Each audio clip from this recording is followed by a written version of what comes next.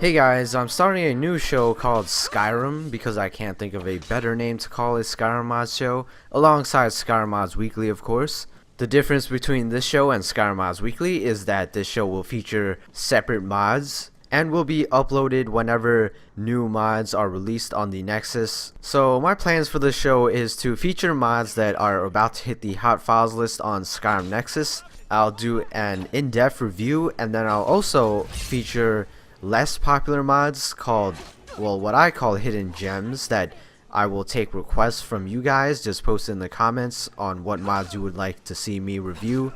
Hopefully by being showcased on my show, those mods will get the attention they deserve, and you guys will be able to discover some really awesome mods that you wouldn't have been able to find yourself. And of course, for those people that complain about skimpy female armor mods or anime Japanese mods every time I upload an episode of Skyrim Mods Weekly, now you can just not watch those videos when they appear in your subscription box and just watch the mods that you are interested in. So without further ado, the mod being shown in the background is called Crimson Tide by Mute Divinity, and as you might have guessed, this is a new blood texture replacer.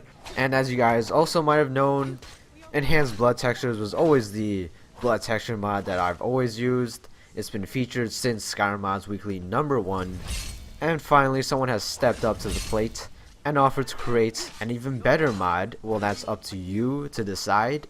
Mute Divinity has told me that enhanced blood textures is not drippy and detailed enough and that he could make a better mod.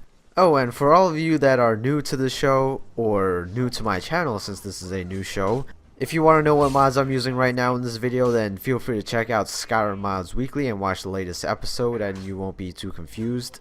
So I've turned on God mode, switched to third person, and I'm just gonna let everybody in Elvenwood just start hacking at me with whatever weapons they have, so that you can see all the blood effects coming out. And like enhanced blood textures, the blood will actually hit your camera, splatter all over the floor, against the walls. And damn, just look at all that blood coming out from that arrow right through my neck. Holy shit, that is a lot of blood. The blood really looks like it came from a horror movie. Mute Divinity has also tried to make this mod as realistic as possible. You will notice open cuts and wounds on lighter colored skin and clothing more so than dark armor or dark fur. There are also separate decals for every type of weapon. So depending on what weapon you use, there will be a different blood texture coming out. And I'm just getting wrecked by every single weapon possible right now, including the bow and arrow. So all these different blood decals mixing together makes it look really realistic. So yeah, I made this video in kind of a rush, so future videos will be a little bit more detailed. I will try to show more footage of more features of the mod instead of just talking about it.